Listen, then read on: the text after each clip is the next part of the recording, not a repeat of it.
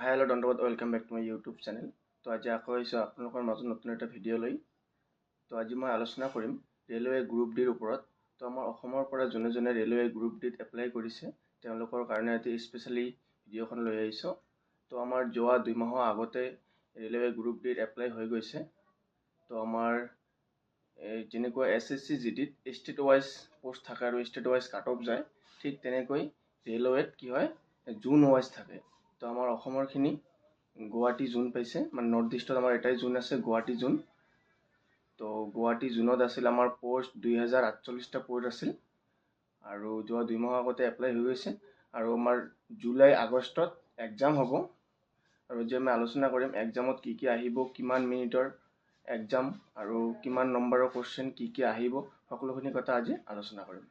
আৰু এতিয়া জোন ৱাইজ হ'লেও আমি যিকোনো ঠাইৰ পৰা গৈ যিকোনো জোনত এপ্লাই কৰিব পাৰোঁ। যেনেকুৱা বিহাৰৰ মানুহ আহি আমাৰ গুৱাহাটী জোনত এপ্লাই কৰিব পাৰিব বা আমি বিহাৰত এপ্লাই কৰিব পাৰোঁ। তো মানে মানুহে কি কৰে, য'ত কাট অফ কম যায় সেইটো জোনত এপ্লাই কৰি দিয়ে। তো ঠিক তেনেকৈ আমাৰ নৰ্থ ইষ্টৰ কাট অফ কম যায়, বিহাৰৰ মানুহখিনি আহি নৰ্থ ইষ্টৰ কাট অফটোও বঢ়াই দিয়ে, মানে গুৱাহাটী জোনৰ কাট অফটোও বঢ়াই দিয়ে। তো ঠিক যিয়ে নহওক, এতিয়া কথা হ'ল আমাৰ ৰেলৱে গ্ৰুপ ডিত কিমান নম্বৰৰ কুৱেশ্যন আহে, কিমানটা কুৱেশ্যন আহে। তো মুঠ 100 নম্বৰৰ পেপাৰ হ'ব, তাৰ ভিতৰত 100টা কুৱেশ্যন থাকিব।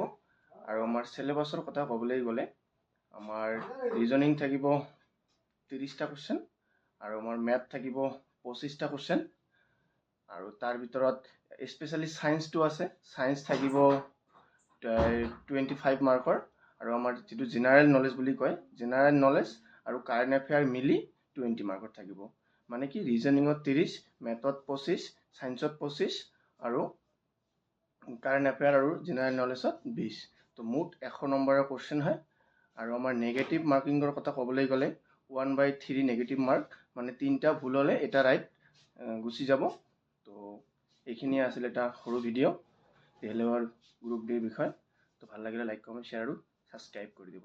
আৰু কোনে কোনে এপ্লাই কৰিছে কমেণ্ট কৰি জনাব।